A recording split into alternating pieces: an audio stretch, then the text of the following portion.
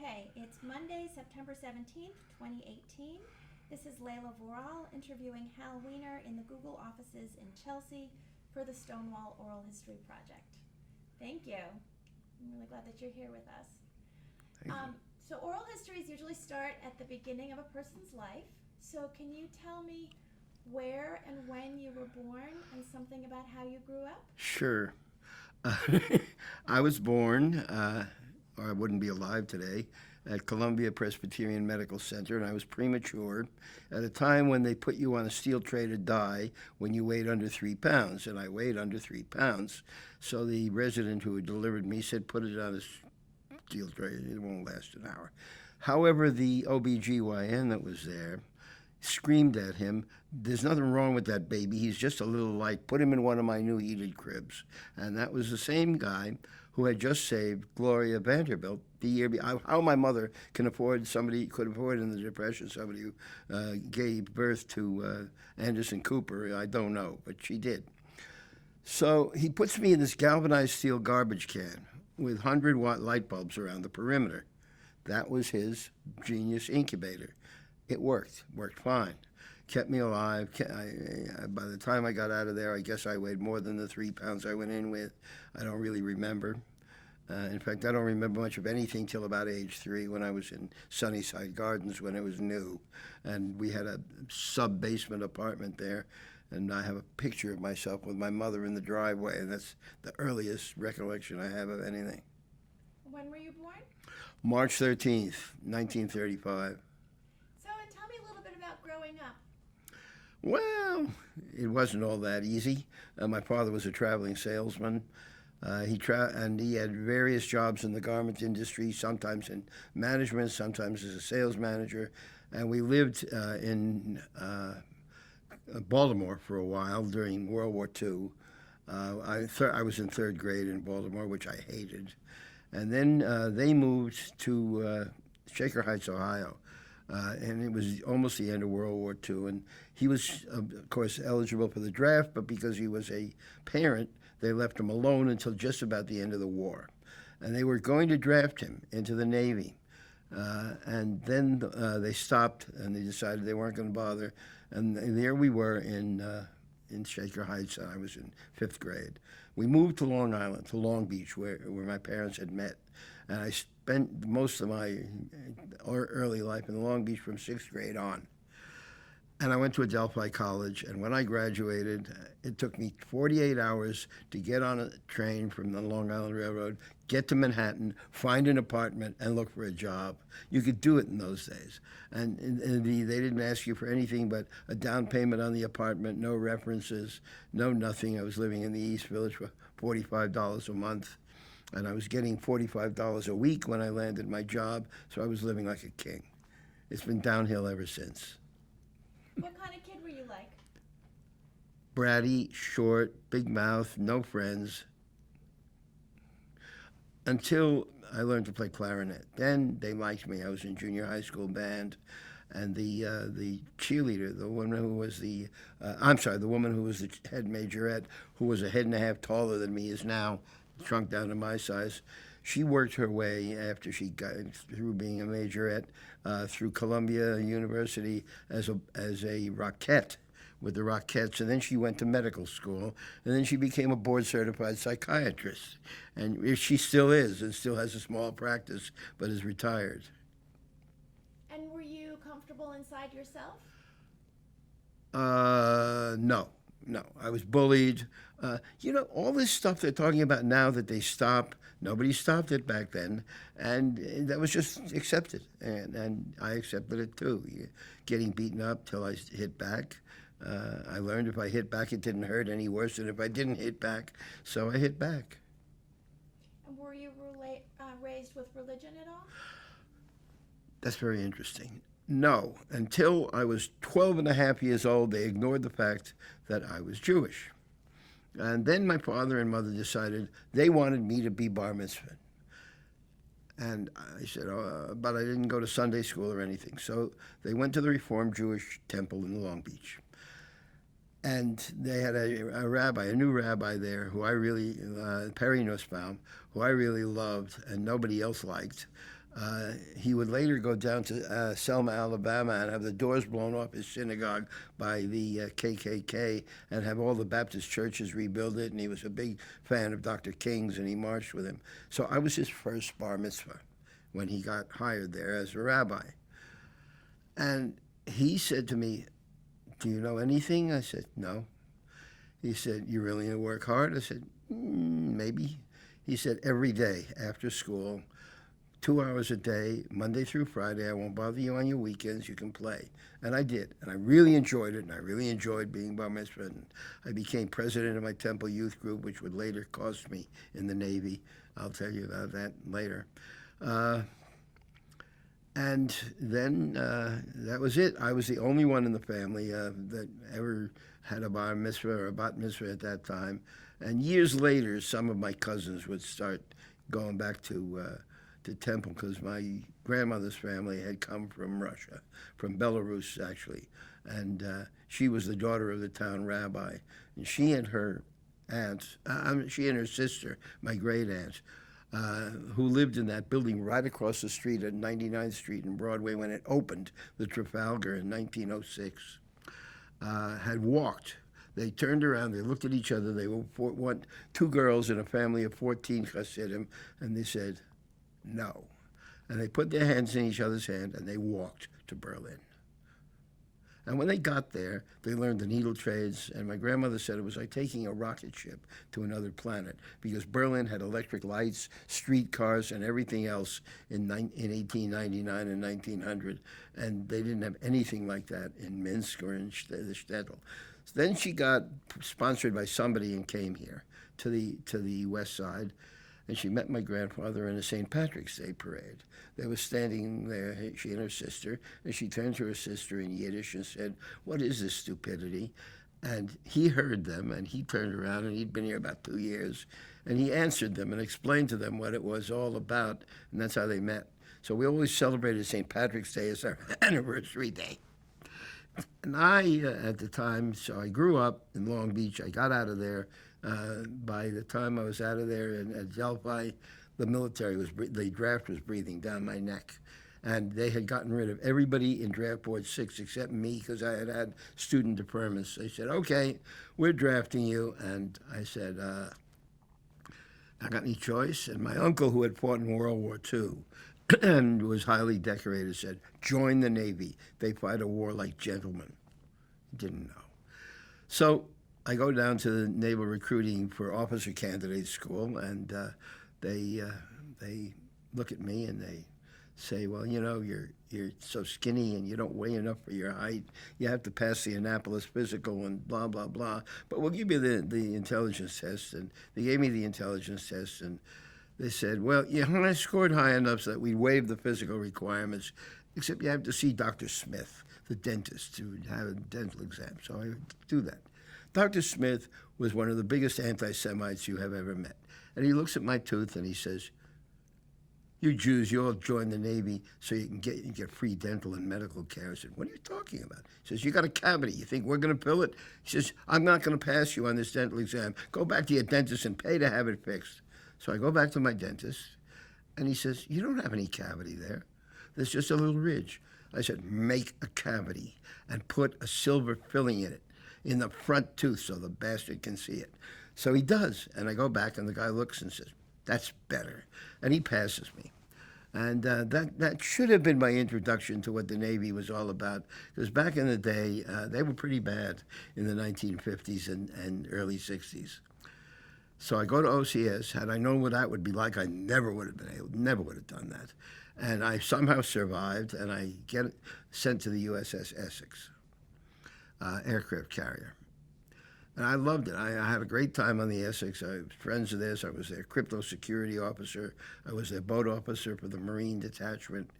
And then they came to me and they said, "Mr. Weiner," I said, "Yes, chaplain." The Catholic chaplain was a commander, Father Gendron. He said, "Admiral Anderson wants Jewish services on the Essex." And I said to him, "What?" He said, "You heard me." I said, "Well, good. Tell Admiral Anderson to go get circumcised." And he said, "No, you don't understand." He said, "Put your arm down." I put my sleeve down. He puts his sleeve next to mine. How many stripes do you see on your sleeve? I said, 1, sir. He said, how many stripes do you see on my sleeve? I said, 3, sir, but I might remind you I have a star, and I'm eligible for command at sea, and you will be my subordinate if I am captain of a military ship. And he said, we're not at war. You're not overtaking the captain. He's got 4 stripes, and right now my 3 trump your 1. Services, what do you need? So I gave him a long list of crap that I needed. Wine, kosher wine, gefilte fish, matzahs, everything. He said, how much of it do you want? I said, we're deploying to the Mediterranean, enough for 6 months to a year. He said, done deal. He said, except for the wine, that goes in my locker. You don't get your hands on it except every Friday night when you do services. I said, why am I being punished this way and annoyed? He says, you're the senior Jewish officer on the ship. I said, are you crazy? He said, no. I said, what about Commander so-and-so? He said he's an atheist. I said, well, okay, I'm an atheist. He said, really? He opens my 201 file. He says, President, Youth Group, Temple Emmanuel of New York. Try again. Temple Emmanuel of Long Beach, rather. Of New York, I'd never make it. So he said, okay. And that was that. 1957 to 60. That would be about 1958, 7 or 8. So these guys looked at me like, I said, we don't even have enough for a minion. They said, okay, fine. There's 8 of them. They're all enlisted men. They're all in the air group. They refuse to do any flight operations on Friday night except in time of actual combat. No rehearsals. If they had a drill, they wouldn't do it. So they all sit around. They said, you're not even Jewish. They looked at me. They're all Orthodox. They all wear yarmulkes under their sailor hats. They're all from Chicago. I said, okay, here's how we're doing this, gentlemen. You are going to instruct me in how you like your service to run. We are going to do your kind of service, and then you will shut up and you will take it. And that's an order. And besides that, I will give you wine and gefilte fish and matzahs. And it worked out. It worked out, and everybody left me alone. And I got out of the Navy, and as I was getting out of the Navy, they came to me, and they said, we know we lied to you, and we said you'd all be naval intelligence, and then we gave you 4 years at sea on a ship. We really would like you to stay. I said, nah, I have a fellowship to Lehigh University in medieval English literature, and a teaching fellowship that I would teach and pay my way. They said, oh, come on. They said, I said, what do you do? They said, what do you want? I said, I don't know. What do you got? They said, all right, how about Assistant U.S. Naval Attaché to the Court of St. James, London. No uniforms, 9 to 5, weekends off. I said, I was an English major. I don't like those people that much except for their literature. No, I don't think so. They said, okay, how about Naval Support Force Antarctica? 9 months at Christchurch, New Zealand, 3 months at McMurdo Sound, running the communications for the National Geographic Navy Special Project on Antarctica. An immediate upgrade to lieutenant, and you'll make lieutenant commander before you get out.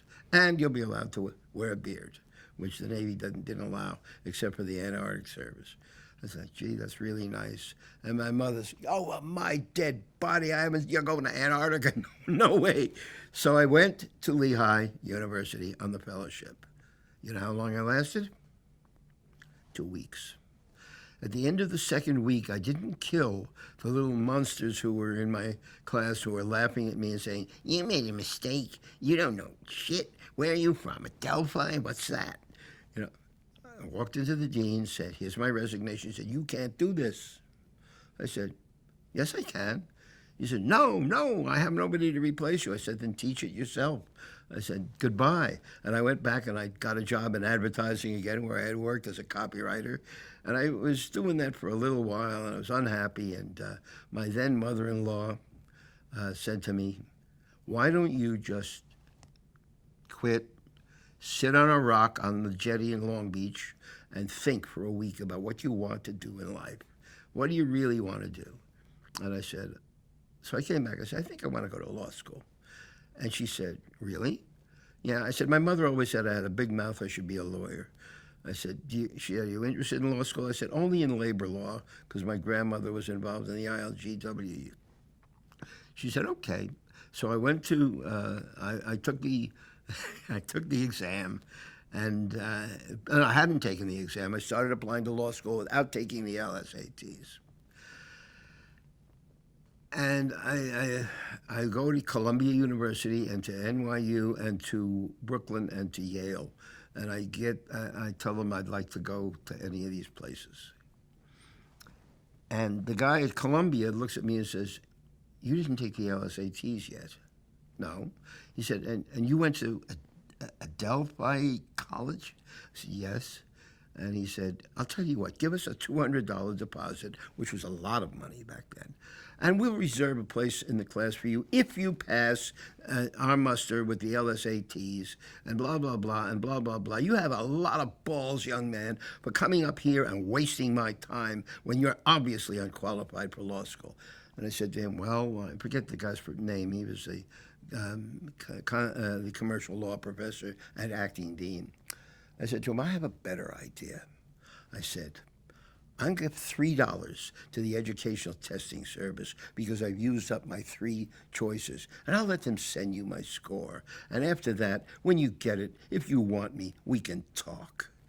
And every head in the place turned around and looked, how dare he talk to her?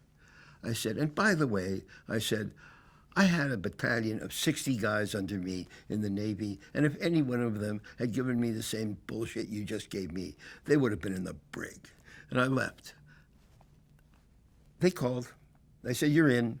I said, thanks anyway, but the dean of my undergraduate school, who's now president of Dowling College, said he doesn't want me going to Columbia. It's a has-been school. He's getting his PhD at Teachers College, and he doesn't think much of the place. He said he will only sign my transcript and let it go to New York University if I'm staying in New York, but he highly recommends Yale. I don't know if I would have gotten into Yale, but my then mother-in-law had a baby, didn't want us moving to New Haven, and screamed and yelled. So I couldn't even attempt to go to Yale. So I got into NYU. We had scholar incentive then, so I didn't have to, and I worked part-time at my then father-in-law's magazine empire in plumbing, heating, and air conditioning trade journals, and had no student loans, nothing between scholar incentive program and working illegally. 45 hours a week when you're only allowed to work 15 in law school. And I ended up in the middle of the class. And then, then I had gotten out, and then the Navy was breathing. This was after the Navy. So the Navy, I tried to go to the reserves, and they only had a thing in Whitestone, and it was naval intelligence. I said, oh, no. No. I worked with those people when I was a cryptography officer on active duty, and I don't want anything to do with them. No spy work, no nonsense like that. I said, they said, well, that's all we've got. So I just took a retirement, honorable retirement to the inactive reserve, and that was it.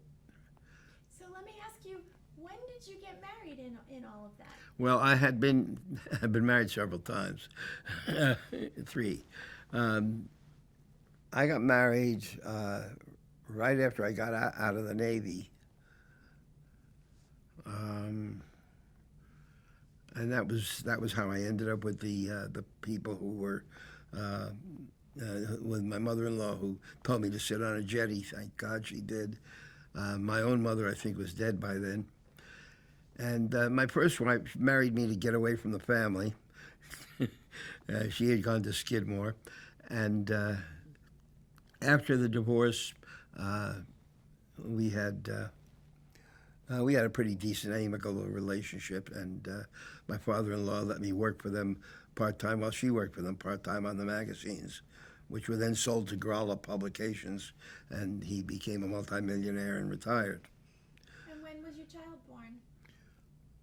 Which the first marriage, Yes, 1963 or so, and that's a sad story because I gave her up for adoption to her stepfather when she was 5, because my then current wife was having lots of anguish about the 2 families and everything else, and we had 1.5 children already.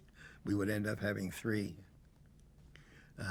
including my super daughter, who you will probably know from the IMDb, because she's a big videographer and film type who works with everybody. And her film was at the Tribeca Film Festival. Mari Keiko Gonzalez. She did the thing on with Robert De Niro on Saturday Night Live that opened the film festival last year. Oh, great. At the Beacon. And she's got her own film in the works that she's been working on, and she's doing tons of television stuff for Michael Strahan and for the $100,000 Pyramid, and she edits all this stuff. But anyway, back to where I was at. So I go to law school, I get out, I open my own, and I had been working in law school for the Amalgamated Clothing Workers Union. And they had a job for me. And when I graduated, I was going to go to work for them, and the Teamsters Union offered me a salary that was the same as a Wall Street salary for a Wall Street corporate lawyer. And I told that to the president of the Amalgamated, Jack Shankman. He said, don't go to work for them. I said, well, come on, Jack, look at what they're paying. He said, there's a reason for that. Don't go to work for them. I said, no, I want the money. I need the money.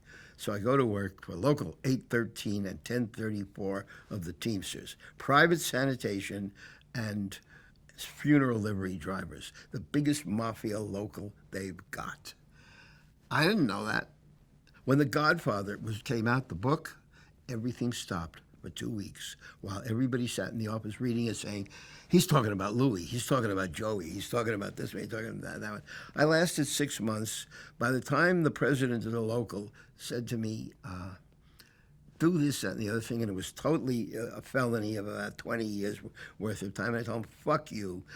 He said, what? And everybody dove under desks, because the last guy who said that to him, he shot on the spot. I said, I'll give you 2 weeks' notice like a real man. I said, and because I've got work to clean up, I was the assistant counsel there, and I'll give it to so-and-so, he was the counsel, and he can finish it up. And if you don't like that, I said, then I'll give it to him free, because I do things right. So he stomped out, didn't talk to me.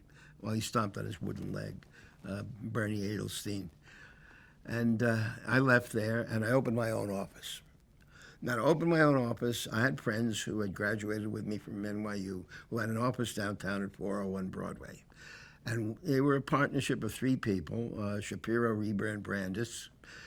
And Reber was the former corrections commissioner in Abe Beam's administration. And he knew every pimp in Harlem. And he had a thriving business representing their stable of girls.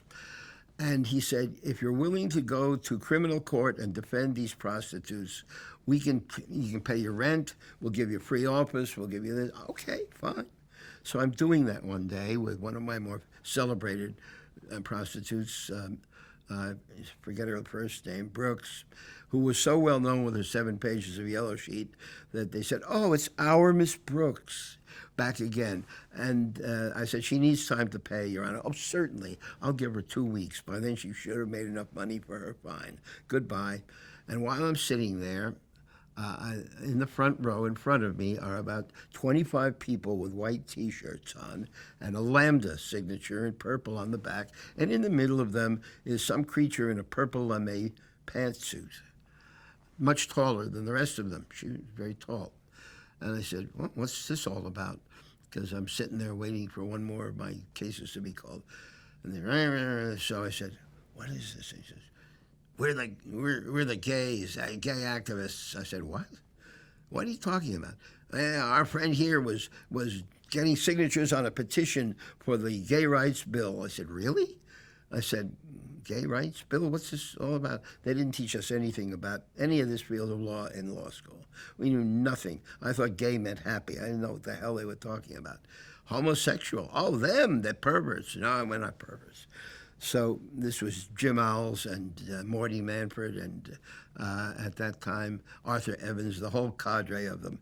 And and Jean, Mother Jean, and the rest of them. They turned around and they looked at me. So I'm sitting there and I said, okay, and I'm reading my paper. And the one in the purple hand suit starts in, I'm going to tell that judge where to go. I'm going to tell him. I said, oh, shit. I said, I looked at the bench, the nastiest guy I knew. So she's about to stand up. Well, he's about to stand up. And I grab him by the back of his pantsuit and pull him down. I said, sit down, jackass. I said, you want to go to Rikers for a good 60 days? This judge has no sense of humor. And I said, and by the way, who are you? She said, I'm Sylvia Rivera. I said, I don't see that on this list. And it says, People versus Ray Rivera. And I said, you're Ray Rivera. She said, I'm Sylvia. I prefer the name Sylvia, and don't you forget it. I said, forget it. I said, I'd like to be called the Easter Bunny so I could get free eggs. I said, my name is my name. Your name is your name. You're on the roster. So they turned around. They said, we haven't got a lawyer. You want a defender? I thought, that's a him. No, that's her. I said, do I want to defend her? I said, let me hear your story. She said, I wasn't doing anything wrong. I was getting signatures on a petition for the gay rights bill, Intro 475, that's going to be in the city council. And I was there in Times Square, and those damn Vice Squad police, they know me. I said, how do they know you? She said, from other times. I said, okay, other times? Yeah, about 27, 30 other times. I said, but this time you weren't soliciting. She said, I was only soliciting signatures. And she said, and I have the proof of it right here. And she said, I've got the sheet they arrested me with and the clipboard and everything. I said, really? I said, that's constitutionally protected activity. No problem. I'll be glad to. I said, I haven't got time for this. I've got to make money. They said, we'll pay you. You'll pay me? Money? Yeah, well, how much do you want? I said, the usual, what I would pay for a prostitution appearance. Okay. So I go in there. This is going to be a piece of cake. Your Honor, she said, what is that? Looking at Ray Rivera, Sylvia Rivera. I said, that's my client, sir. He said, Weiner, is your client a man or a woman? I said, yes, Your Honor. Would you like this case heard in chambers? And he said, no. She said, I prefer to be called Sylvia. And I said, and I prefer to be called the Easter Bunny. And the judge said, and I prefer to be called Your Honor, and you goddamn well better remember it. He said, all right, you're ready for trial to the DA? They said, oh, no. We thought that she was going to plead guilty again to one of her 27 prostitution arrests. Now that she's got a lawyer, we want an adjournment. We want to know what this is all about. I said, I'll tell you what it's all about. And I held up the clipboard. I said, it's all about you violating your constitutional First Amendment rights. And if you make me come back here more than a couple of times, you're going to see your name on a federal court case in Southern District. And I put it down. They said, don't worry, we'll be ready the next time. 16 appearances later, they threw it out for lack of prosecution. Nobody wanted to touch it. Nobody wanted to do anything. They just wanted it to go away. So when did it start?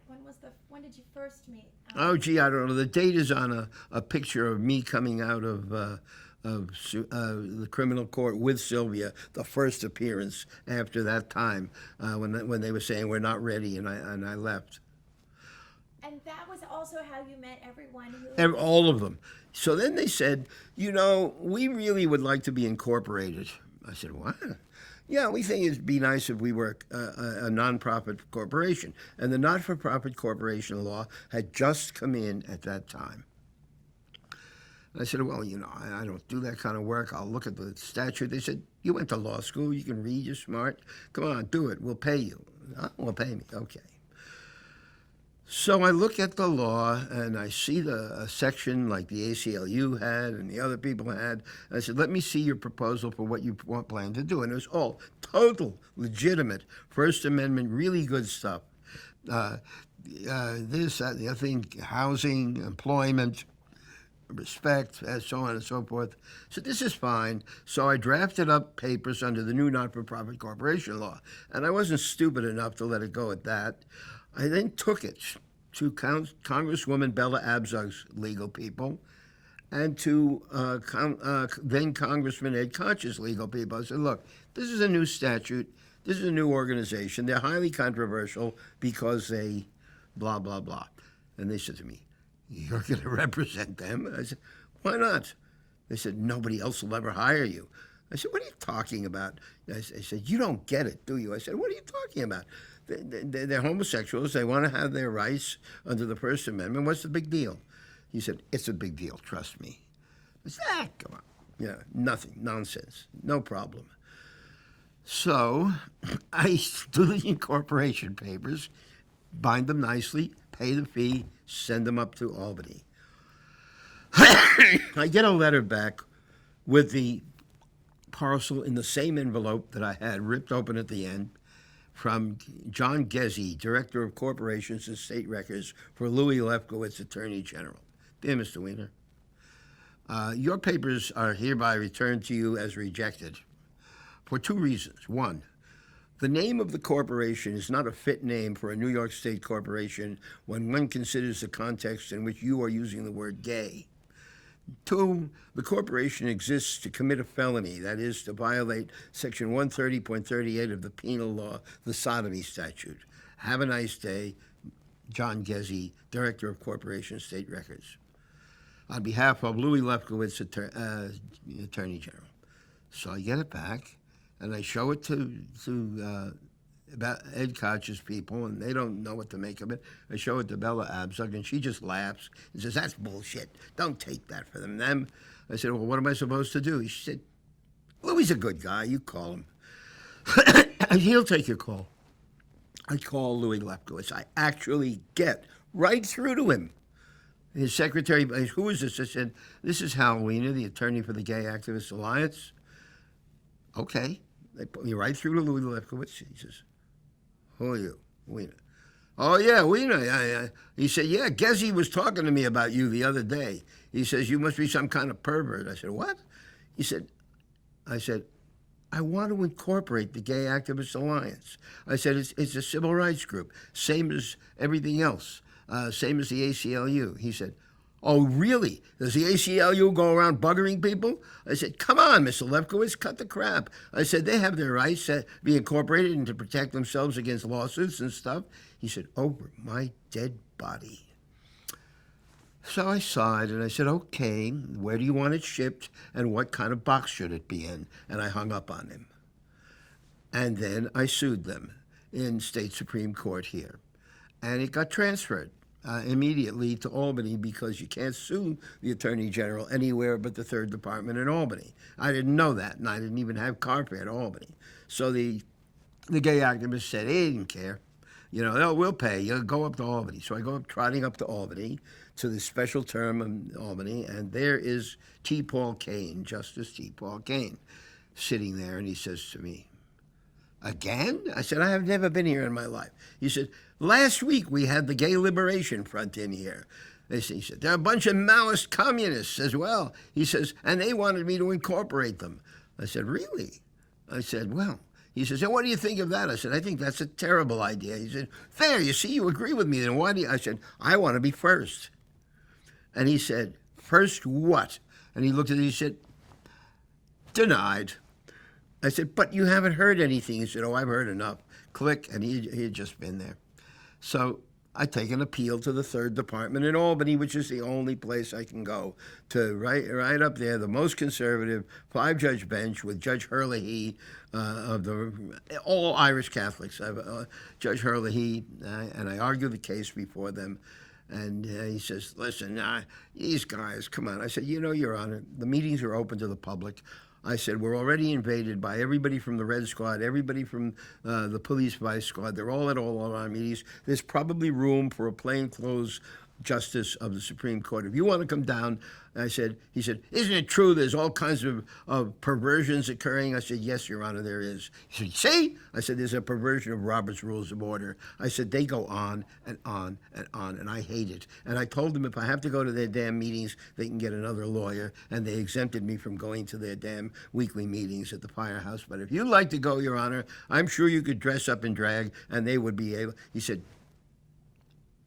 what do you want us to do? I said, I want you to reverse Judge T. Paul Kane, let us pay for the certificate, and we become a corporation.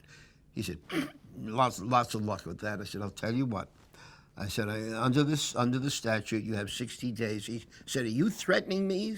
I said, no, I'm not threatening you. I'm promising you that if you don't do something in 60 days, every single one of you will have your name up on a petition to the federal court in the Southern District of New York. I don't want to come up to Albany, and I'm not going to sue you here. I'm going to sue you in federal court in Manhattan so I can take the subway there. Click. He says, get out.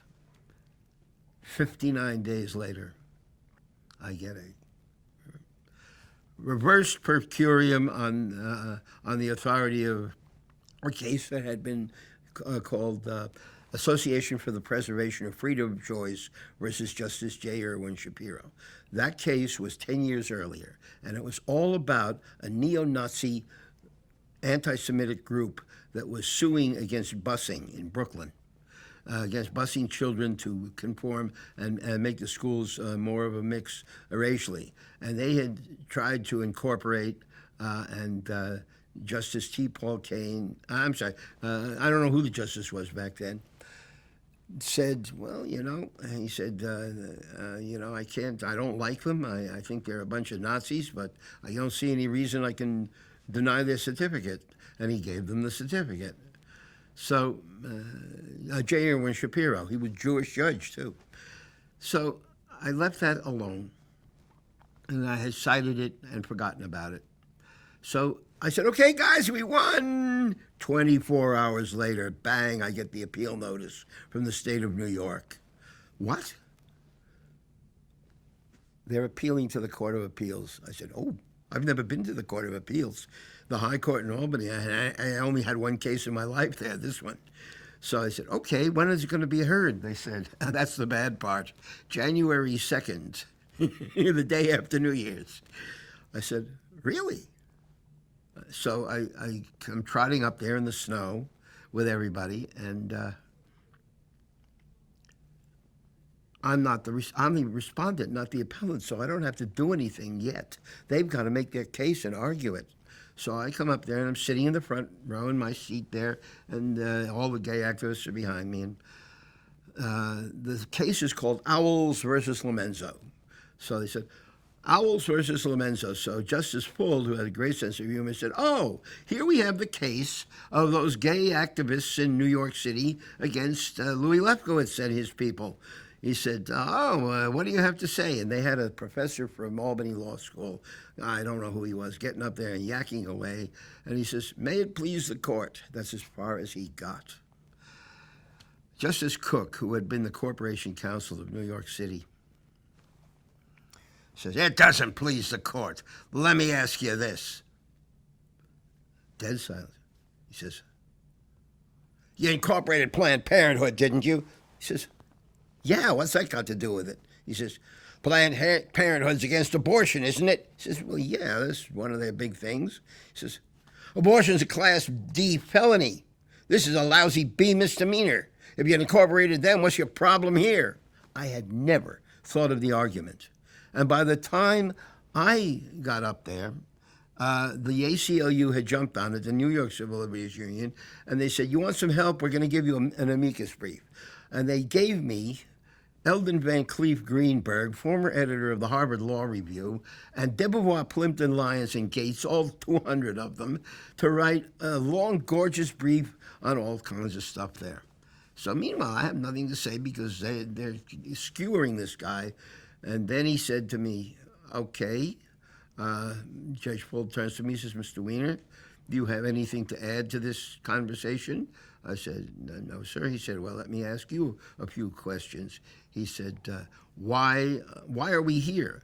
I said, well, we're here because the state decided to appeal a 5-0 decision of that well-known band of homosexual lovers, the 3rd Department Appellate Division.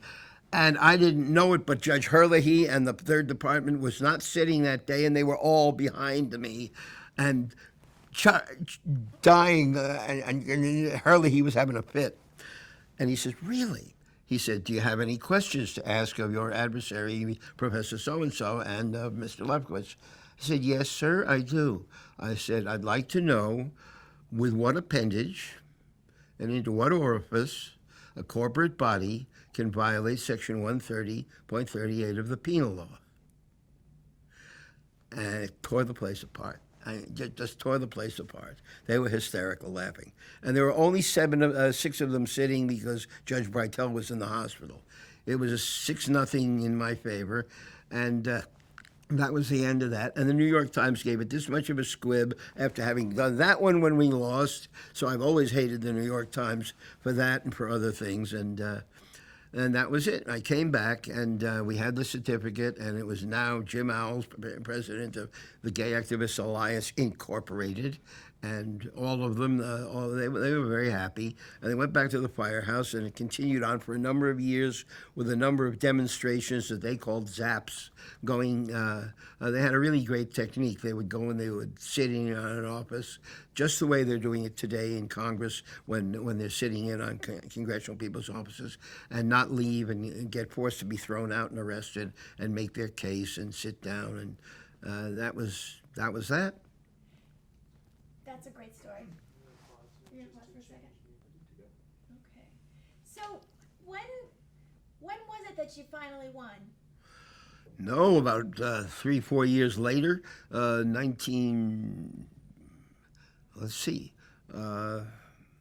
probably about 1972 or so. Right about the time that they decided to do Intro 475, where you see that video. And by then I was general counsel. They said, we'll put you on retainer for a monthly retainer, and please, we're going to need you for all of our demonstrations. And I would be defending demonstrations all around the place, including Suffolk County. They had arrested one of my beloved, one of the leaders in a rest area, soliciting in a rest area on the Long Island Expressway. So here I am all the way out in Suffolk County. Traipse out there. I didn't even know how to get out there. I get out there on the Long Island Railroad and trains and cars. I get into the court in Suffolk County, and the judge looks down at the papers and he looks at this case and he says, we have 27 unsolved murders here. You dare to waste my time with this crap? Get out of my courthouse. He threw the DA out. He said, this case is dismissed for lack of prosecution. He says, how can I prosecute it? You just threw me out of the court. He says, that's your problem. Goodbye. And we got back on the train. But in the meantime, they had a confrontation in another case at the district attorney of Suffolk County's offices. And there was a big to-do and dust-up between the gay activists and especially the women, who were by far more scary than the men, banging on everybody's head. And they said, and this police officer, he was choking me. I said, really? I said, you got any video of that? As a matter of fact, they did. They had Randy Wicker in with his trusty camera, and they had pictures of it. And I said to her, okay, great, fine, we'll get this thing thrown out and everything else, because she had been arrested. I said, we got it thrown out because of police conduct and everything else. And came 2 more demonstrations later. She said the same thing to me. And I said, why are you a target? I said, and she gives me the same exact story. I said, no. We're not suborning perjury here. I said, she said, well, I figured it worked, and we would use it. I said, no, we don't do that here. You know, I said, we don't need to do that here. I said, there'll be plenty of reason that somebody will probably bop you on the head with a nightstick if you keep it up. That was the end of that. So let me ask you, what was your attitude towards gay people before you met Sylvia Rivera? I didn't know anything about gay people before I met Sylvia Rivera. It had never occurred to me, and I ended up finding out that I had gay classmates in Long Beach High School. Years later, in the Alumni Association, they said, well, you know, so-and-so is gay. I said, I never figured that out. I should have realized that. I said, no, I never realized that. And so when you met the gay activists, how did you take to them? Were you kind of freaked out? I was kind of puzzled. I wasn't freaked out so much as I was puzzled. I said to them, I don't understand why they're bothering you. I said, I don't have any inclination to, I said, I'm not attracted to any of you guys, but if you're attracted to each other, what the hell business is it of mine? I said, I don't care. I said, if you're consenting and you're adults. And whereupon the NAMBLA people said, "What about consenting children?" And I just shuddered, and I looked at them and said, "I don't think so." I said, "Really?" I said, "Children can't really consent." I said, "Well, what about gay children? What about children who know they're gay at age 8?" I said, "Provided they're doing it with another 8-year-old, I have no problems. When they're doing it with you, I'll see you in hell." I said, "I don't care." I said, that's nonsense." And they said, "But, there's a whole bunch of this whole thing with NAMBLA, but that's just taking advantage of people." And it's actually rising to the same exact level in the gay community that you're seeing in the heterosexual community with all these network executives and women and all these other people and priests and female priests as well as male priests. It's a real mess. But your attitude towards gay people, even though you hadn't known them? I didn't have any attitude toward them. I really was puzzled by them. And as a result of the publicity from this thing, I got all these people banging on my door saying, "We don't trust these other lawyers. They don't like gays. You like gays." I said, "I don't like gays. I don't dislike gays. I don't give a damn about gays." I said, "It doesn't do it for me." I said, "I've got friends who are gay. I got enemies who are gay." I said, "That has nothing to do with me." So they said, "That's exactly what we wanted to hear." I said, "Oh, who are you?" I said, she says, "My name is Audre Lorde, and you're going to hear a lot about me." She was right. Oh, my God. Her son ended up being my clerk when he was a senior at Stuyvesant High School, Jonathan Lord Rollins. His father, her late ex-husband, was the biggest flaming queen in the legal aid office. He used to wear a Batman cape to court with a red lining, and he was openly and obviously gay. And he didn't give a damn. He was the best murder defense lawyer in legal aid anywhere in the state, and everybody wanted him for their lawyer. They didn't give a damn if he was gay, straight, trisexual, or whatever. So, how were you getting paid by the Gay Activists Alliance? They paid me. They raised money. I wasn't asking for that much money a month. I didn't have that much expenses. I had a lot of labor law stuff that I was doing as a result of having been the clerk at the Amalgamated Clothing Workers Union. Had NLRB work to do, but mostly, and also the prostitutes that I was doing for Stanley Shapiro's office for former Commissioner Reber. And one day I had Miss Brooks back there again, and the pimp said to me, "I'm tired of spending money on her. Let the bitch sit. I'm not going to bail her out." I said, "Excuse me?" I said, "You're going to let her sit in jail?" I said, "I got news for you." I said, "If you don't get her out right now, I am going to file a not guilty plea, and I am going to cost you 20 times more in the whole thing about the constitutionality of the prostitution laws for the next 5 to 10 years, and I will take every cent you make pimping, if that's what you really want." And he went and complained to Commissioner Reber, and Reber said to me, don't do it. I said, "I've had enough of these people. You're going to either do it my way and bail her out so she can get out, or she's not going to sit on Rikers Island, or this is what's going to happen." I said, "I got a brief already prepared on the unconstitutionality of the prostitution laws, and it's a good brief. I don't need to run it by Debois or anybody else." I said, "It'll work." I said, "It'll at least work partway up to the appellate division, cost him a lot of money. Then I'll lose him for a client." I said, then you tell him to bail her out," and he bailed her out. So, and who were you working with at the Gay Activists Alliance? Before Jim Owls, there was a really regal patrician guy who, I'm trying to remember, Dr. Bruce Veller of the Rockefeller Institute. He had been one of the early founders of it, and he was this 7-foot-tall patrician guy who looked like something. Actually, he looked like he belonged more in the Trump administration than in the Gay Activists Alliance. And he was this arrogant guy from Rockefeller Institute. And he never got elected the full president. Right after him was this quiet Quaker, Jim Owls, a real gentleman, and a succession of really, really great people. Morty Manfred was one of them. Now, that was an interesting situation. Morty Manfred gets elected, and he's not a lawyer at the time. I convinced him to go to the new Cardozo Law School and become a lawyer. But before that, he goes to the inner circle to protest at the Hilton Hotel. And the inner circle, of course, is where the mayor is lampooned by all of the judges and all of the political people in New York. And it was at the Hilton. And he goes up there with a sign or something, alone. Alone.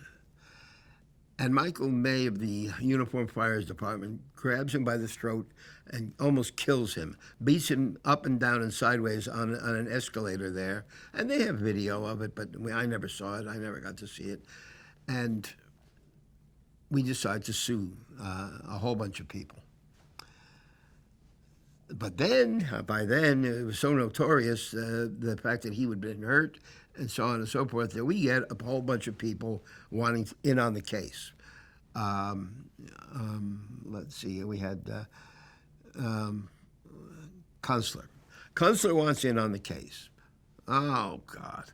Okay, I didn't even know Kunstler at the time. So he gets in on the case with me. They say, well, come on, he's doing it free. I said, and you're getting your money's worth. So he gets Kunstler, we get Kunstler, and then Emily Jane Goodman. Now, I didn't know Emily Jane Goodman from a hole in the wall. I thought they meant the other Goodman. I'm trying to remember her first name, and I can't. But she had been a well-known gay activist and lawyer. So I come down there, and come down to the barricades outside of the building, because by then there's barricades up all over City Hall and all up over the courthouse. And I'm waiting for anybody to show up. And there's this really nice-looking young woman with sunglasses on, and I'm standing there. And she said, "You Hal Weiner?" I said, "Yeah." She said, "I'm Goodman." I said, "Oh, Janice Goodman." She said, "Janice Goodman? No, I'm Emily Jane Goodman." So, okay. The lesbian contingent in GAA wanted her. They knew her from somewhere. I'd never met her in my life. Fabulous attorney. Beautiful young woman. Really, I mean, you couldn't ask for better central casting. So she said, "I'll help you out." She said, "We got to work on this together. We got to do all kinds of witnesses, everything else." And Kunstler didn't even show up. He only showed up for the oral argument, and yeah. Never did any work on the case whatsoever. I had no use for him. All he was a TV hog. She found stuff for me I never dreamed of. We mopped the floor with them, and every single judge and every single congressman got up and lied and said that Michael May never got out of his seat at that place.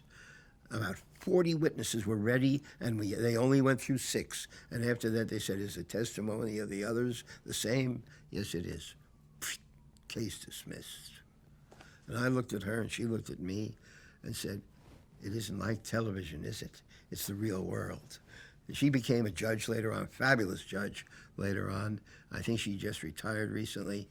I've always had a lot of admiration for her and respect. She's such a good job doing research and finding witnesses, and it was useless. They all lied. People you wouldn't dream of lying, everybody lied. City councilmen, congressmen, mayoral candidates, mayors, it didn't matter who was at that inner circle, they all lied and said that Michael May never left his seat, and they all knew it was a lie. We got him because the Uniform Fire Officers Association fired him as their president about a month later. He had been a bouncer at a gay bar also, and that was the end of that. And his mother is the one who started PFLAG, right? That is correct. Jean Manfred, nice, quiet woman from Queens. Husband's a dentist. She never did a political act in her life. Suddenly, after he died, she said, you know, this is no good. She said, these people should know their families are behind them. They should know that they have friends aside from you, the lawyer. I'm going to do this thing called Parents and Friends for Lesbians and Gays, P-Flag. And I said, great, lots of luck. And it grew, until what it is today. I mean, she was terrific. And she never been a public speaker, never been anything. She grew into the job. And she became a formidable force for gay rights. So can you tell me about the day that is in that video that I've seen when Yes. 1971 or 1972? Yes. Yeah. Here was the deal. I don't remember who decided to go down and picket AT&T, American Telephone and Telegraph, at 195 at their corporate headquarters, world corporate headquarters at 195 Broadway. But somebody said, they tried to get a job there, and they either picked up on the fact that they were gay or they admitted they were gay. And they said, we don't hire homosexuals. What do you mean you don't hire homosexuals? It's our policy not to hire homosexuals. Oh, really? So at that time, we were introducing that Intro 475 that it was a version of the one that Sylvia Rivera had gotten arrested for getting signatures on the petition for. And I said, they said, we need observers from the National Lawyers Guild. I said, good, get some observers. And we need you down there too. I said, I don't want to go down there. I got to go to the hearings, and they're going to run late at night the next day. Come on, you got to go down. You're our lawyer. So I ambled down there with Morty Manfred, I think, and with everybody else at the time. Jim Owls, Dr. Veller, a whole bunch of people. And by the time I get down there, the barricades are up all around AT&T, and there's hundreds of people down there. Word has spread throughout the gay community, and I'm listening to all this crap and trying to stay on the sidelines. And then these three construction workers who were working on the site come in, and they start arguing, not with me, but with somebody else. And I jump in and start arguing with them. Toe to toe, which you've seen in the thing. And at that point in time, the earlier part, there had been three young women who were all saying various stupid things, and I wasn't in that part, so I didn't bother to keep that part of the clip. But there's a double-length clip of the whole thing, which runs about 20 minutes instead of the 12 or 15 and where I'm in it. And then you saw what happened, and I'm toe-to-toe with them, and I look at this guy's obvious S&M stuff from Christopher Street and his stud cap. I started on what he's wearing and bell bottoms and the fact that he's wearing clothing designed by gays and everything else. And that was about the end of it. Then we go to the hearings. Well, the hearings are terrible. We're trying to get the bill out of committee. The place is packed. The gallery is packed. It goes on and on and on. 12 midnight, 1 in the morning. I'm downstairs at 1 in the morning, haven't spoken yet. I'm supposed to be there testifying on behalf of it, not for the Gay Activist Alliance, but for the Institute for Human Identity, the Gay and Bisexual Counseling Service, because I've got a new shtick. Now I can tell them that it's bad for their mental health, what's going on without protection, that the way the public is treating gays and lesbians is very bad for their mental health, causing them all kinds of grievous mental harm, and that the Institute for Human Identity, which is a gay and bisexual counseling service, wants you to pass this law so there will be less of a stigma and less problems with being gay, openly gay. They don't care about work, they don't care about employment, housing. All they care about is their mental condition, and it's making people sick to be treated the way you're treating the gay community. Okay, great. I love the argument. I'll do it. I'm representing Dr. Silverstein, the head of the Institute for Human Identity. I think he's still got a counseling service on West End Avenue. He must be in his 90s by now. And I'm standing down there, and the Roman Catholic activists against the bill are on the payphone. There's only one payphone in the whole place down in the basement. And they're calling up somebody to get people. You better get people down here. These faggots are going to win. They're going to get the bill out of committee. And they hang up. And I look at them, and I said, gentlemen, I want to tell you something. God is looking down at you and the evil you are doing, and is she ever fucking pissed? And I hear a roar behind me, and I turn around, and it's Kate Millett and Gloria Steinem, and they are standing in the wings. They have been waiting to testify also on behalf of the bill. And Kate Millett says, "Who the hell are you?" I said, "Who are you?" And she said, "I'm Kate Millett." I said, "Oh, I've heard the name." She said, "Do you read the book?" I said, "What book?" I knew nothing. So Kate Millett says to me, "You are crazy. Here." And she pulls out a purple button that says honorary lesbian. I wish I could find that button. I had it for years. So she pins the honorary lesbian button. She says, "You can have it if you'll wear it in the hearing." I said, "I can't wear it in the hearing because I represent the Institute for Human Identity and I haven't got their permission to wear it. So I can't do it. Can I keep it?" Yeah, I put it in my pocket. And I wore it frequently after that, but never at the hearing. The bill did not get out of committee. It died a horrible death in committee. They all dumped on all of us, told us to get the hell out of there, and that was the end of that for a number of years. It took just a combined total pressure constantly over a long, long time before they ever got that bill through. And that bill didn't go far enough. It didn't protect transgender. I was always having a fight with the hierarchy of GAA. They were embarrassed by the trannies. They cringed at the transvestites and the transsexuals, and they said they're giving us a bad name. We want to be blah blah blah.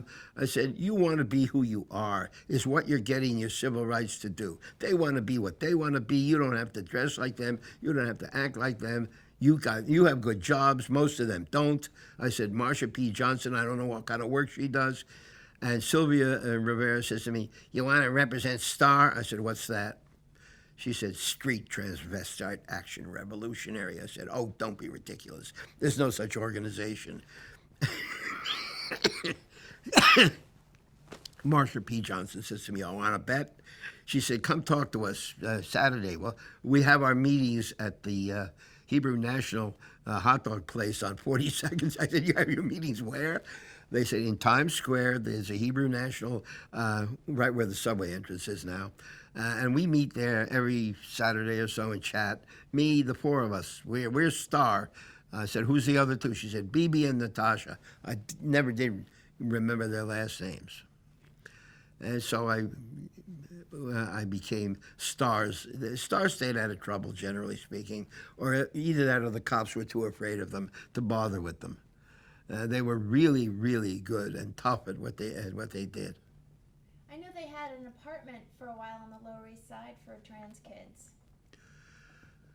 Yeah, well, there were several groups that were trying to help the trans kids, and there was the school, the Harvey Milk Institute, I guess, Hedrick Martin Institute, that was over on 3rd Street, right off Cooper Square.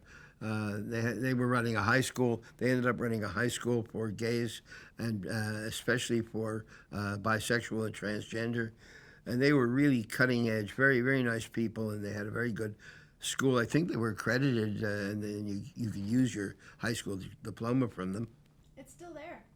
Well, yeah, it's changed over the years. Steve Ashkenazi was one of their founders, and I said to him, "Steve," I said, "how do you go back to your community and somebody doesn't stick a shiv in you?"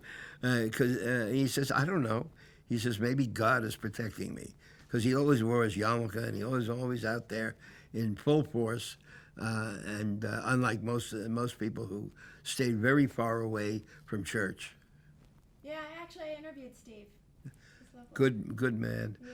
Yeah. Well, the thing is, the only place that the gays were going to church at that time, and now everything's changed. Now, I mean, I'm an Episcopalian, and I'm telling you that the Episcopal Diocese of New York is more pro-gay than the Gay Activist Alliance was. But back then, so they founded the Metropolitan. They had the series of MCCs, of Metropolitan Community Churches, with the Reverend Troy Perry, who was a very difficult guy, to put it mildly. But now, today, the one here in New York with the Reverend Pat Bumgarner as senior pastor, she's fabulous. The best funeral I ever went to in my life was Sylvia Rivera's funeral at MCC. I've never been to anything. That's what I want when I die. Can you tell me about it? It was amazing. It was just amazing. You looked around that place. Did you ever see the bar scene in Star Wars where they come in there and they're looking for somebody, and you look at all these different aliens from different races, and some of them need to have a globe on their head with liquid, and some of them need... That's what it looked like. I have never seen a more disparate collection of humanity than I saw at that funeral.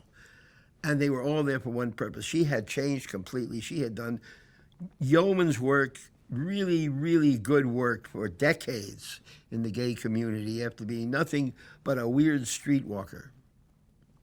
And I am not going to discuss with you the explanation she gave me one night when she was drunk. I said, I don't understand how you get these sailors on leave to have intercourse with you and not realize that you are not female. So she told me, forget it, never mind. So let me ask you, you were talking about, you sort of briefly mentioned a little bit of tension in the GAA between... Yeah, I would say between the few who had really good jobs, and then not necessarily all of them. Sometimes it was not the few that had really good jobs. They really resented and did not like the drag queens at all. They especially didn't like...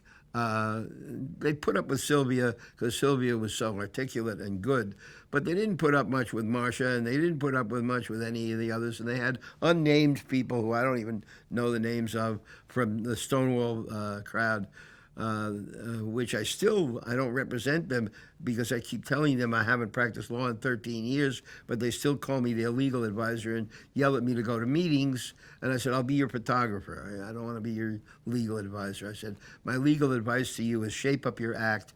I said, it isn't 1969 anymore. That's the only legal advice I have for them. And they won't listen to me anyway because they've had it so bad for so long.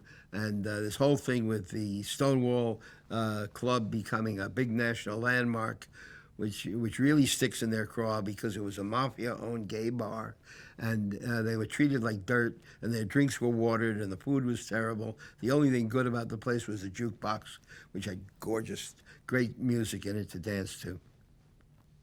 So, did you stay involved with GAA until it formally...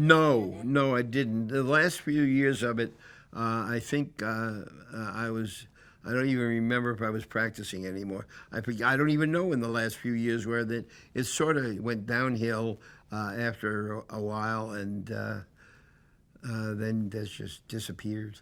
Were you still involved when the firehouse burned? Yes. So can you did you go to the firehouse? Oh yeah. That was where when they got a hold of that firehouse, that was where they had all their meetings. And when I was up in the 3rd Department in Albany, I had suggested to Judge Herlihy that he go to the firehouse. And he looked at me like I was crazy. I said, come on, the police, the Red Squad, everybody in the world. I said, half the people at the firehouse that are dancing are undercover. And I said, I don't mean under the purple covers, I mean undercover cover, and they have a badge somewhere on their body. And he said he didn't believe that. And I don't think he did believe it at first. He came around to believing it, and they didn't want to... Oh, so what happened was, in the Court of Appeals, so he said, well, after they stopped laughing about my discussion of the questions to the Attorney General, they said to me, well, what do you think of this brief that was filed by the amicus New York Civil Liberties Union? I said, it's a beautiful piece of work. I said, it should be when you've got 5 former editors of the Harvard Law Review from Debevoise Plimpton on it. They probably, if they were charging, it would be probably worth more than 3 times my annual earnings. I said, but it's too damn bad that you're never going to reach the constitutional question. And Judge Phil said, why aren't we going to reach the constitutional question? I said, because you've already decided the question under alternative state law. He said, we have? I said, yeah. I said, 10 years ago, you decided the Association for the Preservation of Freedom of Choice versus J. Irwin Shapiro. He said, I don't remember the case. I said it was a case of a neo-Nazi group in Brooklyn suing to stop busing, and they wanted to incorporate, and they had swastika flags, and they had red and black uniforms, and they appeared before a Jewish justice, J. Irwin Shapiro, and he denied them their certificate of incorporation, and that decision was reversed. I said, now I do have one more question. He said, what's that? I said, if a sitting justice of the New York State Supreme Court hasn't got the power to say no to a neo-Nazi group, how does some little political appointed pimp have the power? And I heard a roar behind me because Gezi was watching also. Have the power to do that to my group. That was it. So I waited. About a month later, the decision comes down. One line. Reversed under the authority of Association for the Preservation of Freedom of Choice versus J. Irwin Shapiro. That was it. Nobody wanted to say one word about anything to do with gay anything in any of those courts. Not in the third department, not in the Court of Appeals.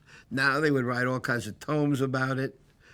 In fact, it was somebody wrote a tome, and it wasn't Emily Jane Goodman, but it was a friend of hers when they were a civil court judge sitting by designation in criminal court about a demonstration on the Brooklyn Bridge.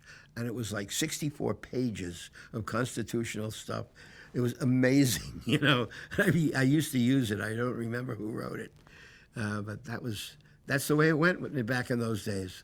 Can you tell me about the firehouse? What was it like to be in there? Oh, the firehouse was great. The firehouse was a real firehouse. I don't remember if they ever used the upper floors. They would have music to dance with and stuff.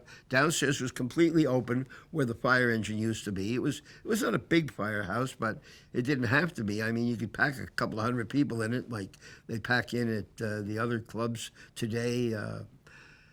And they put up a stage, and they had music, and they had entertainment. And they had meetings there also, and the meetings were tedious, boring meetings. Everybody point of ordering, everybody on the Robert's Rules of Order, which is why I said to him, yeah, the only perversion I've seen down there is that of Robert's Rules of Order, and I refuse to go to their meetings anymore. Did you have anything to do with the Gay Liberation Front? Not directly. I had some of my clients were in both, including Mark Siegel and Harry Langhorne Jr., the streakers of the Cronkite show. They were in both GAA, and I don't know if Harry was in the Gay Liberation Front, but Mark Siegel certainly was in the Gay Liberation Front. Today, Mark Siegel is a pillar of the national and international gay community.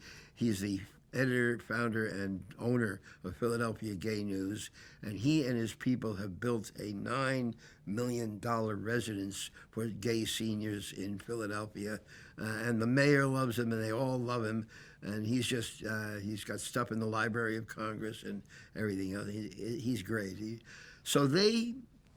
This was great. They took a sign saying, protesting gay rights, and somehow they got into Walter Cronkite's primetime news broadcast, and they streaked in front of it with the sign long enough so the whole world could see the whole thing before they were arrested. So I get a phone call, and if you think it's hard getting into this building, try getting into CBS. I get a phone call to come down. They've got them in a lockup. They've got their own jail in CBS in the basement for people like that. And I come in there, and they're in there, and there's all kinds of stuff going on. And I talk to them. They tell me what happened. I said, did he stop the show? They said, no. So we're going to do this, we're going to do that to them, we're going to do everything to them. And I'm sitting there, and as I'm leaving, I said, okay, I'll see you in court. Let them be arraigned in night court. And they said, not so fast. Let's not be hasty. Chris Borgen comes in, the anchor man for CBS. And he had been a detective in the New York City Police Department. And I knew him from the street demonstrations and things. And now he's at CBS. He says to me, do me a favor. leave them here. I would like to interview them on the 11 o'clock news. You can have them after that. They can go to the prison. And I thought to myself, here's my opportunity. I said, okay, they can stay with you, but they've been here, like, feed them, please. They've been here 6-8 hours already, and please give them something to eat. And they said, what are you doing? I said, you're going to be interviewed on television. Be happy. So he did interview them. Now, I never subpoenaed the footage. I never had any of that stuff. But I come into court with them, and I said, I gave my name, and the judge sitting up there, I don't remember who it was, said to me, okay, and how do you plead? I said, no plea, Your Honor. Motion to dismiss. He says, what's your grounds?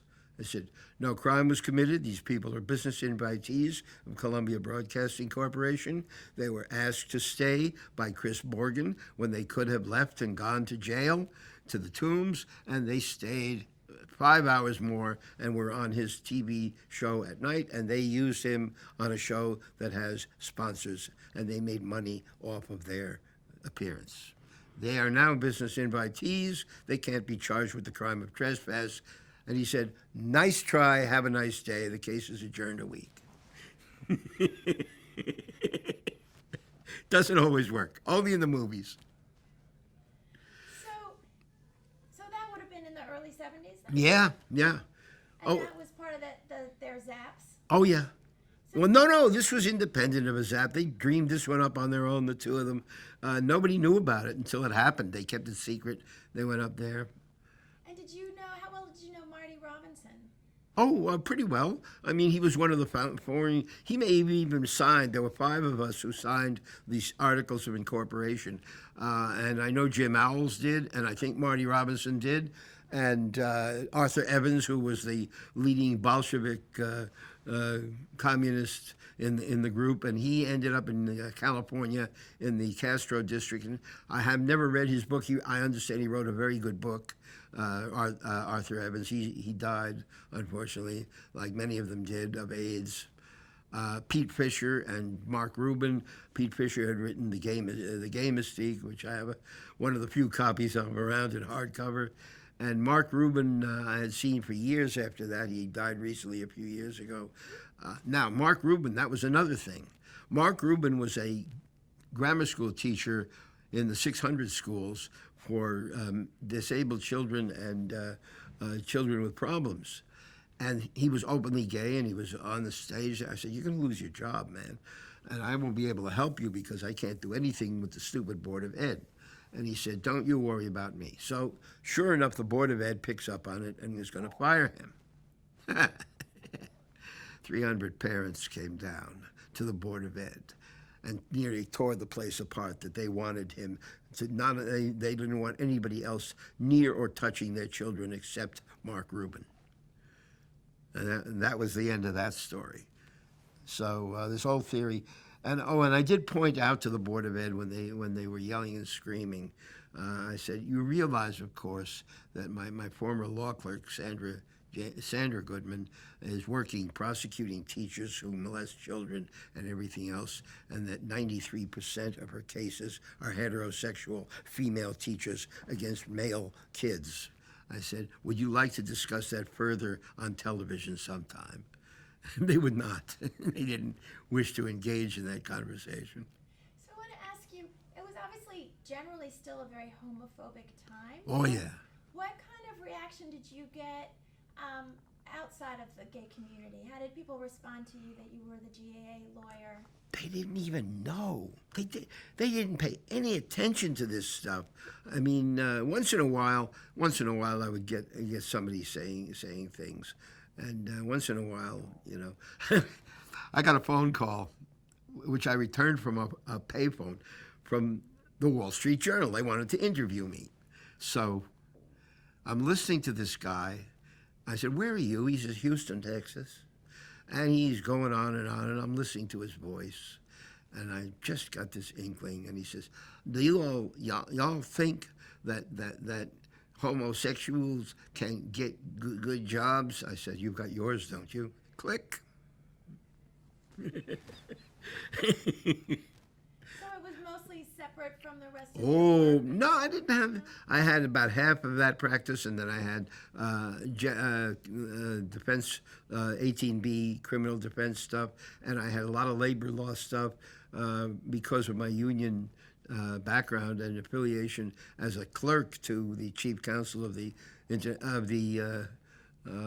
Textile Workers Union of America, Pat Eames, who just died last year. She had been with me at the Amalgamated Clothing Workers Union when I was a law clerk down there. I failed the bar a number of times. I couldn't take that dumb exam. But it was no impediment to representing people at an NLRB hearing, so they kept me on. I was in the South representing the union on various things at the National Labor Relations Board in Texas and in Russellville, Alabama. Wow. So, and do you remember how it came that you kind of left the GAA? No, it sort of just dissolved, I think. I don't really remember any finite time that they stopped. They got to be a very small group, and a lot of the good people had all died or passed on or got into other things. Many of them, like Rich Wandell, had become, he became the historian at the LGBT Center. He was one of the past presidents of the Gay Activist Alliance, and they were all very good. I never had a bad president to work with, and as far and the women, but I got these interesting. I got the interesting work from a lot of people who were not in GAA, who were not gay activists, who weren't closeted, but who were in industries and in the theater and in places where it didn't make a damn bit of difference, like the two lighting designers of the American Ballet Theater, who were my clients because they had a problem with the estate of Jean Rosenthal, who was the premier lighting designer of her day and wrote the textbook that everybody uses even today in theatrical lighting. And Nan Porcher and Mickey Kinsella were the co-editors of it because she died and they finished the book. And they were supposed to have a certain percentage of it and everything else. And the family hated them because they hated the fact that Jean Rosenthal was gay and they never liked anybody. So I had been representing them on that sort of stuff. And that got me a lot of attention from various people in ballet and the guy who played Officer Clemens, Francois Clemens, who was Officer Clemens in Mr. Rogers' Neighborhood, hired me to do his divorce proceeding. That I can talk about because it was on the record in open court. For some reason, his wife. Oh, you're going to change your thing. Okay. So I want to ask you, do you remember when the Stonewall uprising happened? Were you aware of it? Nope. Didn't know anything about it until I met all these people. And then some of the people who had been at Stonewall, like Wilson Henderson, were also in GAA. And some of the people were not. I didn't even meet the Stonewall crowd for a while after that. And I don't really remember the circumstances under which they wanted me to be their lawyer on stuff, except that one day somebody calls me and they said, we have a problem. I said, what's the problem? They said, well, Holly Woodlawn has been arrested. I said, what? I said, that's interesting. I don't know Holly Woodlawn. They said, you don't know Holly Woodlawn? I said, no. They said, well, we really want you to go down under the name of Richard Agenberg. So I go down to the lockup where they have Holly Woodlawn, and they did not want to even bring her to court. They didn't want anything. They didn't want the trouble with Andy Warhol. They didn't want any problems. So they're in the precinct at the first precinct here down Beach Street near the courthouse.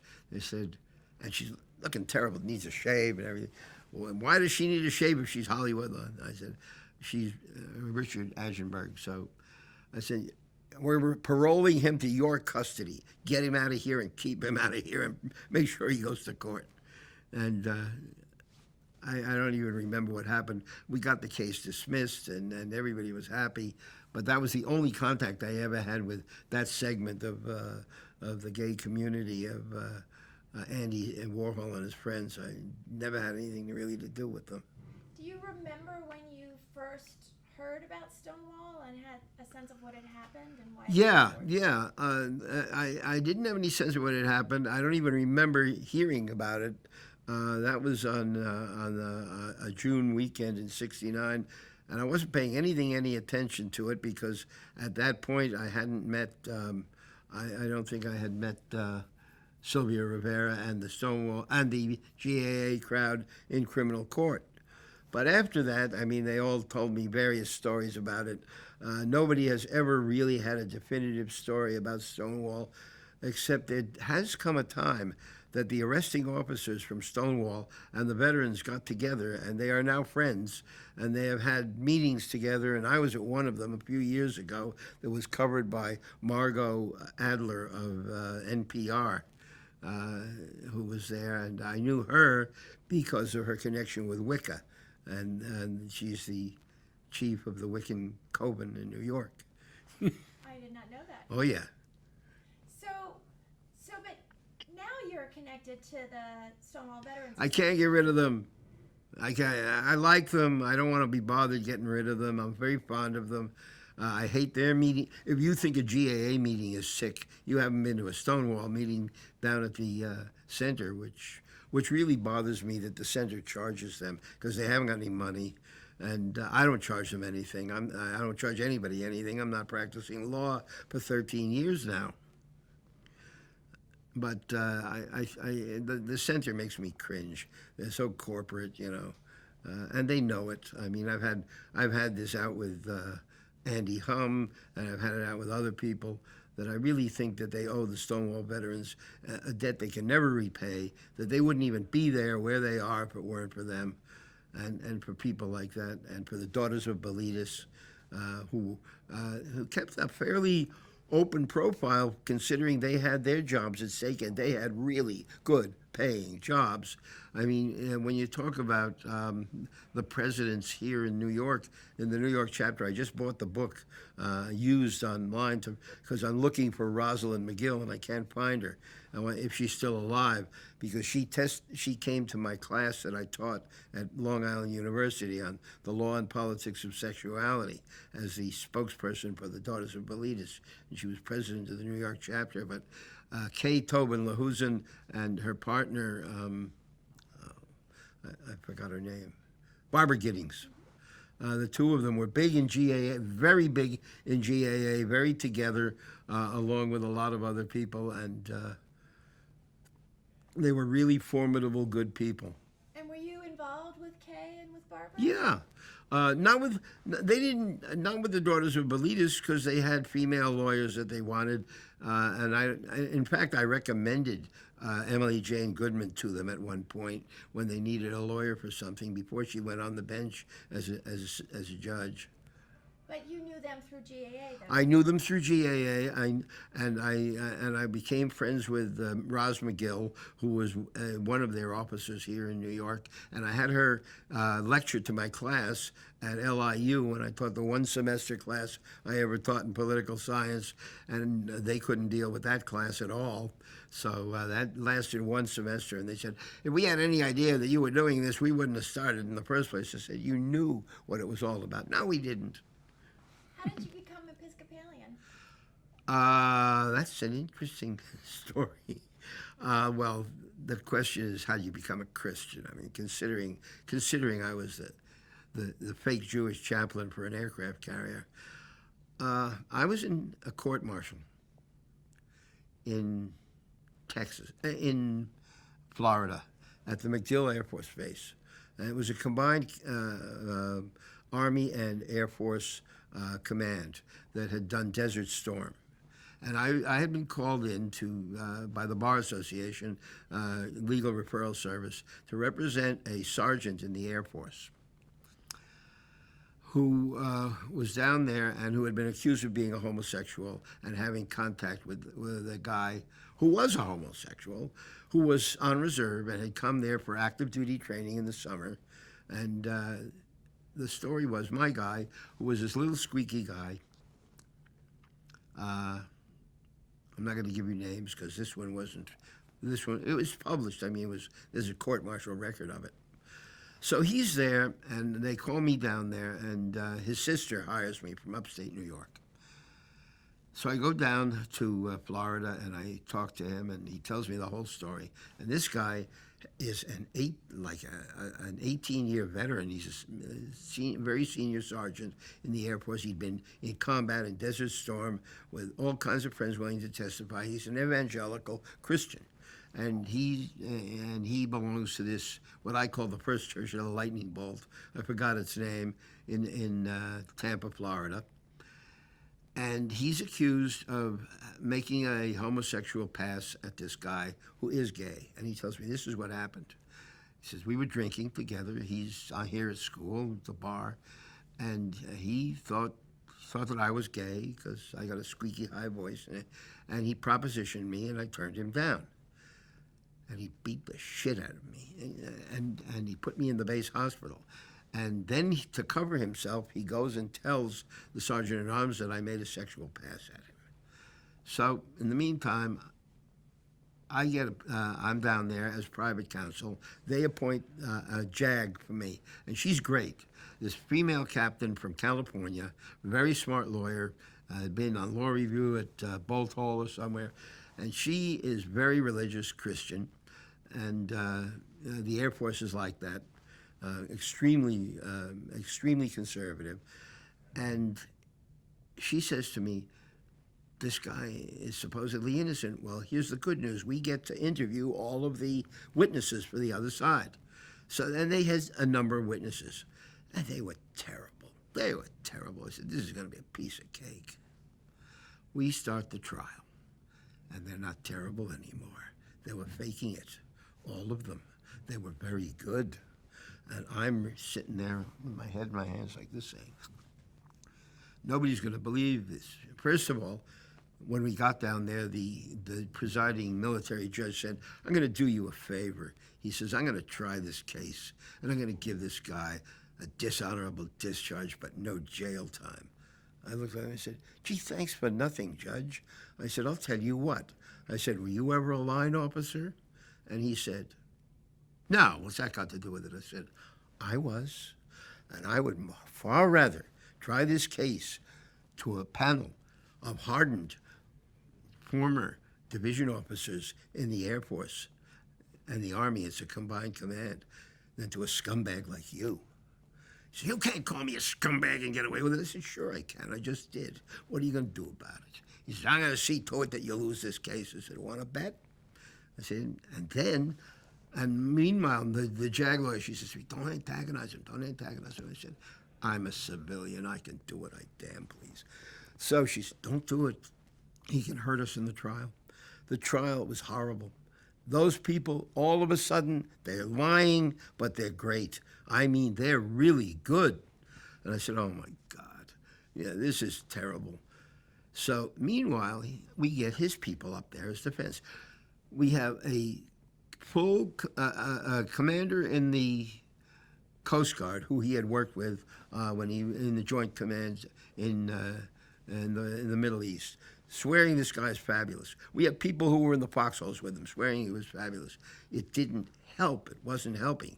We have the Sergeant Major with 29, 30 years experience, and this old grizzled Sergeant Major who was the assistant pastor at his church in Tampa, testifying for him. And then they sit down, and there's a recess, and I'm sitting there like this. And I said, well, and meanwhile, they're all testifying in the name of Christ and this and that, and I'm laughing at them like, yeah, we're doing great, you know. We really have a lot of help. So I'm sitting there, and I said, yeah, Jesus, here goes one of your own down the tubes. I said, if you were real, and if this was real, you would do something just about this time of the trial. And a voice inside my head, louder and better than anything I've ever heard before, and I didn't hear it, but I heard it, said, you're the one who went to law school. And I looked around. Nobody was paying any attention or speaking to me. Nobody was near me. I said, this is not happening. And he said, if you say so. And I said, this can't be happening. He said, perhaps not, but he said, I think it's happening, don't you? And I said, no. And he said, try yes. I said, he said, do you think that this hasn't happened to other people before? Do you think you're the first? He said, please. He said, and there was a smile inside my head. Now, everybody I have ever talked to since then who had a personal encounter with Christ had exactly the same encounter. The same feelings, the same sense. No, you didn't hear it, but you did hear it. Everything else. And I turned green. And I said, oh, my God. I said, if you get me out of this, I said, we're going to lose. He said, yeah, you are. I said, I don't want to lose. This guy's innocent. And he's got a child who's autistic, and he's got no other money, and this would be a disaster to him and his family. I said, I don't want to lose this case. He said, then do your job. He said, just do your job. So I don't even remember what I said to them. I should have gotten the transcript. At the end of that time, I do remember at one point I pointed to a recruitment poster. I said, you want to meet some homosexuals in the Air Force? I said, right there on your recruitment poster. You see that guy and that gal who is smiling at you in an Air Force uniform? Both of them are probably gay models from that agency. I said, they're too good looking to be straight. We won. I dismissed all the charges.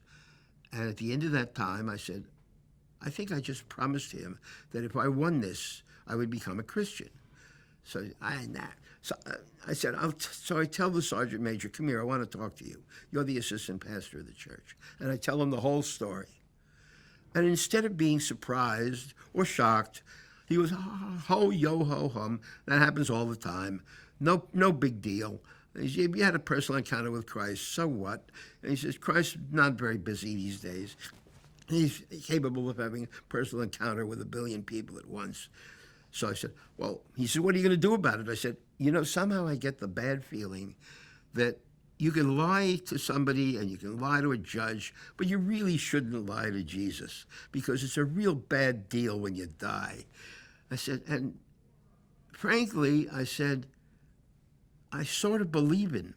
I sort of believe it happened. He said, you better believe it happened, because it happened. Because he said, you're about the 10th or 11th person who's told me that in the last 10, 12 years. He said, about once every year, he does that to somebody, and he said, down here for a reason. And he did it for a reason, not for you, but for him. He didn't want him to. I said, but I don't understand. I said, I don't realize how I swayed these people. He said, I heard your argument. It was great. He said, I don't like civilian lawyers usually. He says, but you're all right. He said, now come here in the gazebo and I'll lay hands on you. So he lays hands on me. And he says, poof, he says, you accept Jesus as your Savior? I said, yes. He says, poof, you're a Christian. What? Is that it? No baptism? He says, you are done. You are baked. You are Christian. So I come back, and it's really funny.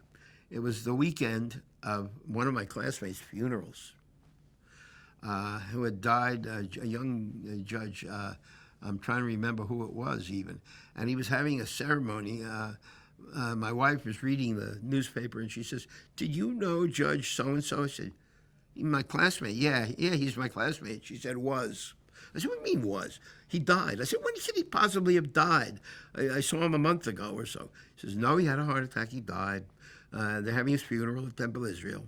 And I went to the funeral, and I was so turned off by the breastfeeding and the bullshit and the people crying and screaming and hollering. I left there. I said, I can't do that. How did they do that? That's disrespectful of the dead. The guy died. All right, he died. But to do that, so I came to the cathedral, St. John of the Divine. I said, the next day, it was Sunday, and there I tell my story of what happened down in Florida to the vicar there, Susan Harris. And she looks at me, she said, and he laid his hands on you, and he said, poof, you're a Christian. I said, yeah, but it doesn't seem right. I wasn't baptized. I don't think so. She said, I don't think so either. She said, you want to be a Christian? I said, Yeah. She said, then you'll start to study and you'll go to a baptismal class, an adult baptismal class with two other people who want to become Christians. And when you're through with that class, maybe if you pass the test, we'll make you an Episcopalian, and that's what happened. And then I was active. I've been active ever since at the cathedral, and I'm their delegate to the Harlem parishes, and I'm the convener of the Peace Fellowship chapter there ever since. Questions before we finish. Did you stay in touch with the early GAA leaders? Yeah, some of them, and most of them are dead. Yeah, the last guy I saw, I stayed in touch. I didn't stay in touch, but I kept running into Mark Rubin, but he died recently. My mentor from the law, Patricia Emily Eames, who had been general counsel of the Textile Workers Union, died a year and a half ago, and I didn't even know it until recently because I went looking for her to tell her something and to give her some stuff that I had around the house, and found out that she had died in her nursing home in Pennsylvania in January of last year. Did you, because I know many of the early leaders died of AIDS in the 80s Yes. and early 90s. Yes. Did you know them then? Oh, yes. Pete Fisher, Jim Owls, Morty Manfred. Yeah, I mean, the nice thing is that some of them lived. Like what's his name, who was the former historian at the center. Yes. When we just said his name. Yeah. Oh, his name escapes me. Yeah, me too. And he wasn't. He was only there for a year. They started changing people every year. Yeah. So, and what do you think about the Stonewall Inn and the park being made a national monument? I think it's a great idea that the park is a national monument. The veterans are, of course, aggravated that they didn't use their design for the park, which I don't think they could. And they're just generally pissed off at everything that happens at the Stonewall Inn. You have to realize that the Stonewall Inn was a mafia-run operation. They watered the drinks. They served lousy food. They were a crap hole. I don't know how much better they are today now that they're under non-mob control. And what happened was, at that time, during that time, Arthur Bell, who was a very good writer for the Village Voice, which is now defunct, wrote an expose of mafia control of gay bars. And he was in a demonstration, he got arrested. So he has to appear in court. In the meantime, they put out a hit on him from, I think, the Gambino or the Tremonti family owned them, the bar he was particularly harassing and yelling about down on 7th Avenue South, and they were going to kill him. So he fled to the Castro district in California, gave me an assumed name that I could reach him under, and didn't appear in court. I didn't want them to issue a warrant for their arrest. So I come in there with everybody, and I'm going, blah, blah, blah. They said, where's Arthur Bell? And I said, blah, blah, blah, blah, blah, blah, blah, blah, blah. And the judge looks up at me, and he says, approach the bench. And I approached the bench. I said, oh, I'm sorry. It's just Judge Ernst Rosenberger, the guy who had defended Charlotte Moorman, the topless cellist. And I said, oh, I'm sorry, Judge Rosenberger. I didn't see it was you. I said, this is the story. I said, and I told him the story. I said, they put out a hit on him. Mary McReynolds at The Voice can't help him. I said, I don't want him dead. I don't want him here. He's hot right now. They're going to look for him, and they're going to do something bad. He says, all right, I'll tell you what. I'll issue a warrant for his arrest, and I'll stay it for 6 months. 6 months from now, without telling me, you bring him in here, and you just come in and magically appear before me, and I'll see him, talk to him, and see if we can give him an adjournment in contemplation of dismissal. And that's what he did. What do I think of the Stonewall Inn? Yeah. I think the owners are a bunch of malcontents who should be worshiping the people who created their very existence. I think they should be nicer to everybody, but especially to the Stonewall veterans. And I think they're just a couple of people who are out to make a buck. What do you think about about the monument, though? I mean, Oh, it's nice. It could be better. I love the flagpole. I love the flag flying from the flagpole, but that's not even part of the national park, and that's how it gets to stay up there. And it's a good thing it does, because I got a bad feeling about this. That while President Trump is doing Bears Ears, he's just liable to do this as well and say we're going to wipe it clean and put it in a parking lot at $20 a minute for cars to park so they can go to the Stonewall Inn, and it'll be Trump parking lot number 1, New York, when I get out of the White House. so on that, what are your thoughts on the way the gay rights movement has developed? From you were involved at such an important time. I'll tell you, I give my money. I find Lambda Legal Defense Funds boring and corporate. I give my money to the Transgender Legal Defense Fund. And I'm very glad that the president of the city council can be openly gay. And I rather like him. The gay activists don't like him. And the politics of the gay community is very strange and very weird. You got this guy, Sean Maloney, who is openly gay, the only openly gay congressman in Congress running here. I voted against him. And I wrote a blistering email to the Pride Democrats saying you can take the word Pride after your name if you want to bother with this guy who's an opportunist and who wants to get into New Manhattan politics when he's from upstate New York and he's a sitting congressman. I said, and I voted for Tish. Because Tish deserves to be Attorney General. She ran the office in Brooklyn for 3 years. She's a really good lawyer and a great person, and she's been at every single important demonstration for DACA, for all of the terrible things that are going on in the country. My wife runs into her when she goes to a demonstration. She's there. She's working hard, and she'll be a great Attorney General. But the gay community is basically split into 2 groups, which it always was. The middle class, not closeted anymore, which makes them even more obnoxious than when they were closeted, and the so-called fringe people to whom they owe every single right they have, because it is being a civil rights person and being an activist is a messy, dirty, rotten job, and you got to have messy, dirty, rotten people to do it.